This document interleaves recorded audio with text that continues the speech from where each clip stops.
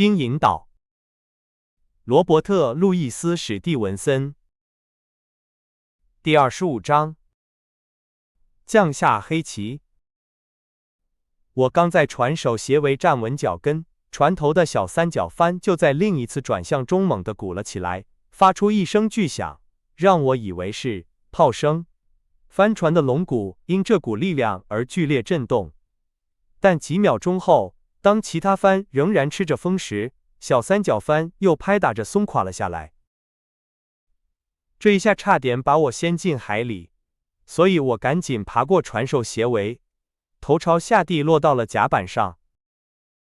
我發現自己身處船首樓的下風處，主帆仍然鼓着，擋住了後甲板的一部分。甲板上空無一人。自從叛變以來，甲板就沒有擦洗過，上面布滿了無數的腳印，還有一個瓶頸斷了的空瓶子，像有生命一樣滾來滾去。突然，伊斯帕尼奧拉號搶風航行，在我身後，三角帆噼啪作響，舵猛地一甩，整艘船都劇烈地顫抖起來，同時主帆的帆橫在甲板上搖擺，滑輪的滑車吱吱作響，讓我得以看到後甲板的下風處。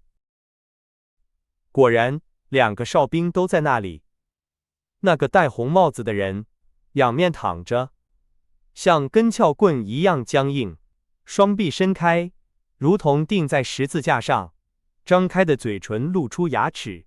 伊斯雷爾漢茲則靠在舷牆上，下巴垂在胸前，雙手攤在身前，他那古銅色的臉龐下，臉色蒼白得像塊牛油。有一陣子，船像一匹發怒的馬一樣不停地跳躍和騰挪，帆一會兒在這邊吃滿風，一會兒又在那邊吃滿風，主帆橫則來回搖擺，桅杆因受力而吱嘎作響。更糟糕的是，一團團細碎的浪花不時地越過船舷，伴隨着船頭猛烈地撞擊海浪的聲音。對於這艘裝備齊全的大船來說，海況比對我那艘簡陋的自制小圓舟要洶湧得多，而那小圓舟此刻恐怕早已沉入海底了。帆船每跳動一下，那個戴紅帽子的人就在地上滑動。但是更可怕的是，無論是他的姿勢，還是他那露出牙齒的怪相，都沒有因為這些顛簸而有絲毫改變。同樣，每一次跳動，漢茲似乎都更加蜷縮起來，癱軟在甲板上，雙腳伸得更遠，整個身體都向船尾傾斜，以至於他的臉漸漸地從我的視線中消失了。最後，我只能看到他的一隻耳朵和一绺鬢髮。與此同時，我注意到他們周圍的甲板上有大片暗紅色的血跡。我開始確信他們是在醉酒後的狂怒中互相殘殺的。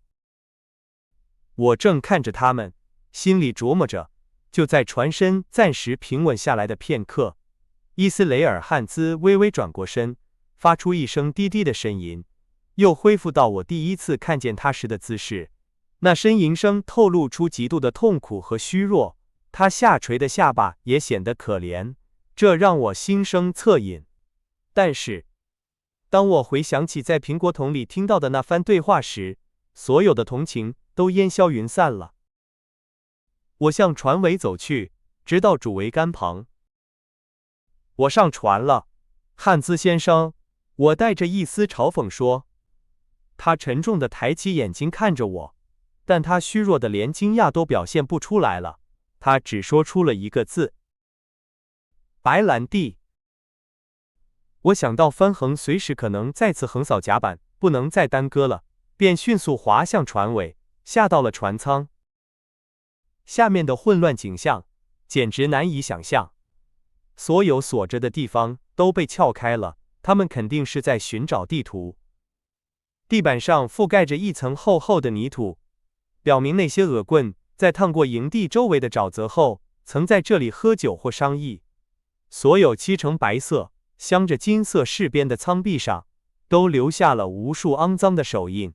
幾十個空瓶子隨着船身的搖晃，在一個角落裡互相碰撞。一張桌子上放着一本利弗西醫生的醫書，一半的書頁被撕掉了，我猜是用来點煙斗的。在這一切之中，油燈仍然散發着昏暗、骯髒如煤煙般的光芒。我走進貨倉，一個酒桶也沒剩下，至於瓶子，數量驚人的多，都已經被喝光，然後隨處亂扔了。很顯然，自從叛亂開始以來，這些人中沒有一個保持過清醒。我到處找了找，找到一個瓶子，裡面還剩下一點白蘭地給漢茲。至於我自己，我拿了幾塊餅乾，一些蜜餞，一大串葡萄，還有一塊奶酪。我帶着這些東西回到甲板上，把我的食物放在舵柄後面，小心地讓舵手夠不着。然後我走到水箱旁，痛飲了一大口水，然後也僅僅是在那之後，才把白蘭地遞給漢茲。他咕咚咕咚喝了差不多半品多，才把瓶子從嘴邊移開。啊，他說，我可真需要這個。我已經在我的角落坐下，開始吃東西了。傷得很重嗎？我問他。他咕噥了一聲，或者說，更像叫了一聲。要是那個醫生在船上，他說，他一眨眼就能把我治好，但我一點運氣也沒有，你明白嗎？事情就是這樣。至於那邊那個混蛋，他死透了。沒錯，先生，他補充道，指着那個戴紅帽子的人。不管怎麼說，他根本算不上水手。你又是從哪兒冒出來的？Go， 我回答說，我上船是為了接管這艘船。漢茲先生，在我另行通知之前，請你把我當成船長。他狡黠地看了我一眼，但什麼也沒說。他的臉頰恢復了一些血色，但他看起來仍然病得很重。隨着船身的顛簸，他還在不停地滑動和掙扎着坐起來。順便說一句，我繼續說，我不能讓這面旗幟繼續飄揚，漢茲先生。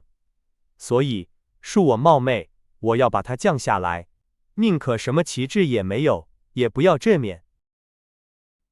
說着，我又一次躲開帆橫，跑到旗繩旁，降下了那面該死的黑旗，把它扔進了海裡。上帝保佑國王！我喊道，揮舞着我的帽子。希爾弗船長，再見了。漢茲仔細地看着我，神情狡詐，下巴始終沒有離開胸口。我想，他終於開口說，我想，霍金斯船長，你現在想上岸了吧？我們談談怎麼樣？哎呀，當然，我回答說，非常樂意，漢茲先生，您說吧。我繼續津津有味地吃着東西。那個人，他說，微微歪了歪頭，指着那具屍體，他叫奧布萊恩，是個該死的愛爾蘭人。他和我一起升起了帆，準備返回錨地。現在他死了，死得透透的。我不知道誰來駕駛這艘船了，除非我幫你，否則在我看來，你可駕馭不了他。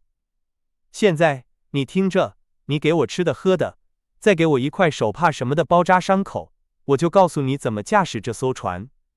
我想，這樣大家都高興。我要告訴你一件事，我回答說，我不打算返回基德船長的錨地，我的打算是駛向北灣，在那裡拋錨。我毫不懷疑，他喊道，我畢竟不是傻瓜，我有眼睛，不是嗎？我已經下了賭注，而且輸了，你贏了我。北灣，那也別無選擇了。不行，先生，我甚至會幫你把它開到行刑碼頭去。天打雷劈，我就是會這麼做。我覺得他說的有道理。我們當場達成了協議。3分鐘後，伊斯帕尼奧拉號便順風而行，輕快地沿着金銀島的海岸航行，希望能趕在中午之前繞過北端，並在漲潮前到達北灣，那樣我們就可以安全地拋錨，等待退潮時下船了。然後我鎖住舵，下到我的船艙，那裡放着我的箱子。我從裡面拿出一條絲綢手帕，是我母親送給我的禮物。在她和我的幫助下，漢茲用它包紮了他大腿上那道又深又流血的傷口。吃了一些東西，又喝了1-2口白蘭地後，他開始明顯好轉，坐得更直了一些，聲音也變得更洪亮清晰了。總而言之，他看起來就像換了個人似的。風對我們非常有利，我們順風航行，輕盈如鳥，經過島嶼的海岸，島上的景色瞬息萬變。我們很快就把高地拋在了後面，沿着一片低矮的沙地滑行，上面點綴着一些矮小的松樹。很快我們也把那片沙的拋在了後面，繞過了標誌着島嶼北端的岩石山丘。我對掌握的指揮權感到非常高興，也為晴朗的天氣和沿途不斷變化的海岸景色感到欣喜。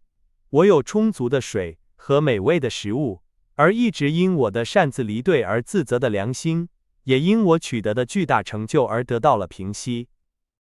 我想我沒有什麼可奢求的了，只是舵手的眼睛一直在甲板上輕蔑地跟隨着我，同時他嘴邊時不時地浮現出一絲奇怪的微笑。